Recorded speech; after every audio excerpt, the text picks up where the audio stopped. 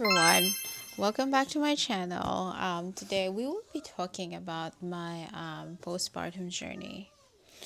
So this is just a very random video because I made a previous video before this, and then I was like, why not talk about my postpartum journey, because it was a very hard one, I tell you. So I thought after giving birth, I thought I was expecting that I'll have a postpartum. Why? Because I'm living overseas. I have no family here, and I know it's gonna be a difficult for recovery.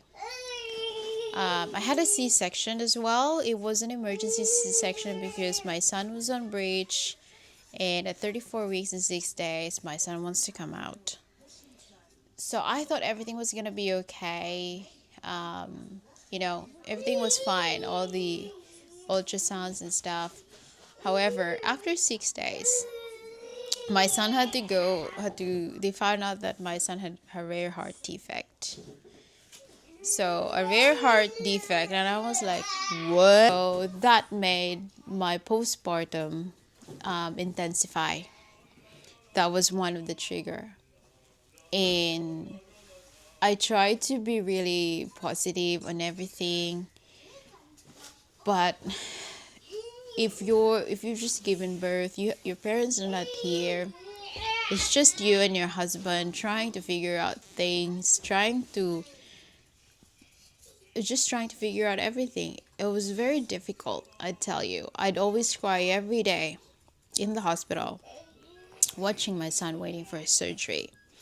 The good thing about the healthcare here in Australia is even if you're in public, you don't have to pay anything. So I didn't have to pay anything, even the surgery and stuff like that. We don't have insurance here. It's just public.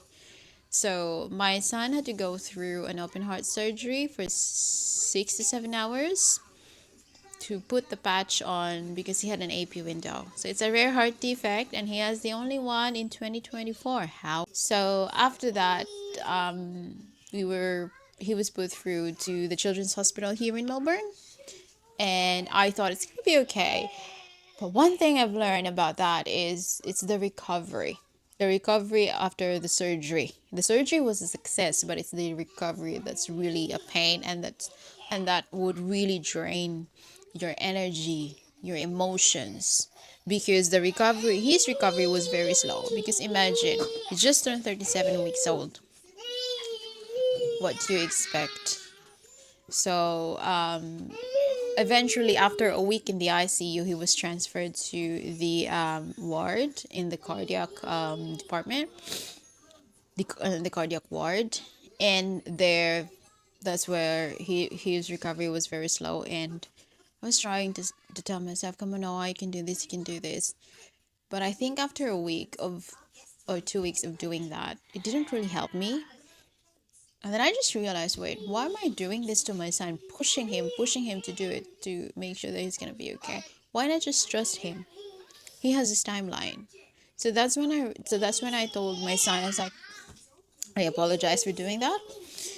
And after that conversation with my son, he doesn't understand it, but he hears me. After that conversation with my son was actually doing great, I tell you. And I was also doing, and I was like, oh, wow. And then that's when I figured out that you don't have to rush or push anything. Let him do it, but you have to be there as a support. And I was there as a support for my son.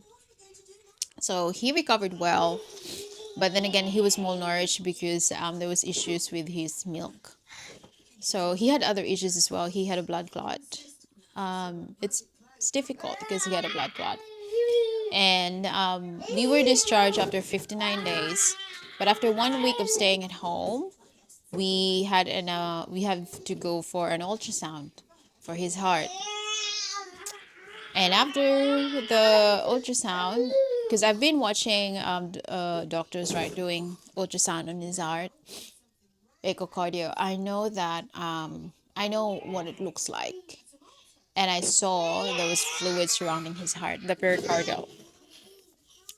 And I said, I hope I was wrong, but one of the doctors that look Look, after Noah said that we need to admit him. So this was the second readmission that I was really failing.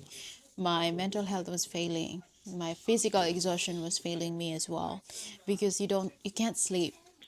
So I was there 24/7 with my son for the second readmission.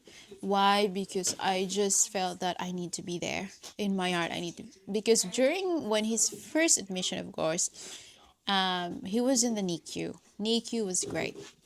Now he's in the ward, and most of the nurses are busy doing their own stuff, and they're sometimes understaffed. So I said, I need to be there. I need to stay with my son. I stayed with my son, and so we were admitted from February 12, and we got discharged on March 15 because they need to do the drain. They need to drain the fluid.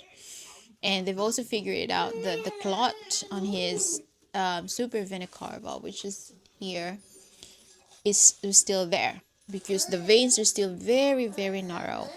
So he need to do a CT scan for that. And that was the hardest part for me looking. So my son has to go through with all of those stuff. The drain in his here, like they took it out after 7 days. And that staying in the hospital really drained my mental well-being. Even talked to a social worker, and it was horrific. So that really made my postpartum journey worsen. But when Noah was discharged, that was the time that I actually felt better as well, seeing him normal. But being at home, being at home, doing Klexin injection for his clot, I still don't feel normal at all. And then after a month of doing the Klexin injection, we we shifted to a oral medication, which is the apixaban. It still didn't change. The clot is still there. So I was asking myself, what am I gonna do with what I'm gonna do? And I just said to myself, I just prayed. I really prayed.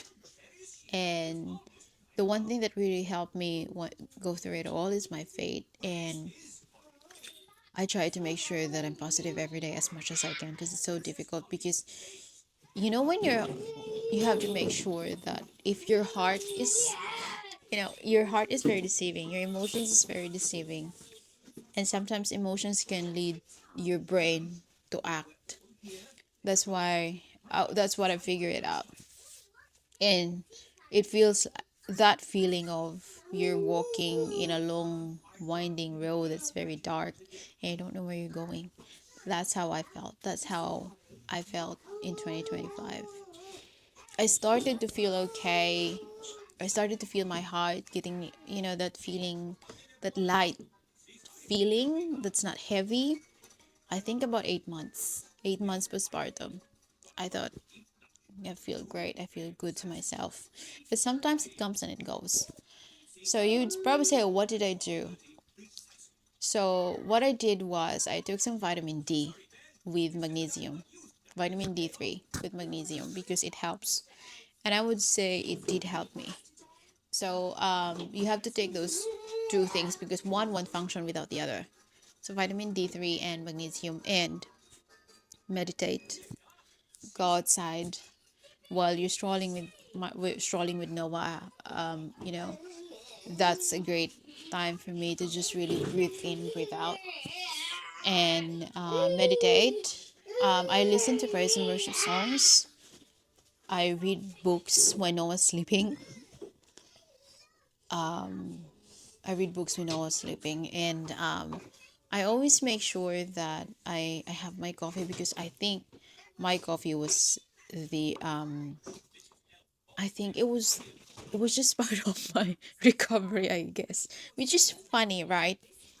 But I hold on to my faith as well, because I kept on praying that God just erase what I am feeling, remove what I'm negatively thinking, to you know I want to embrace positivity with myself, with my son, with my family. Really prayed for that, and now I can officially say I'm better. I'm feeling better. I'm better in the way I'm much better while I was before. So if you're like me, going through that stage in your life right now, and you're crying, because I was crying every day and I don't even know why I was crying. Sometimes I would still cry. And I mean, it's part of the journey. And I would just say that to all moms out there, you're such a we're very strong. Really, we're very strong. I would say we're very strong because of all that hormones.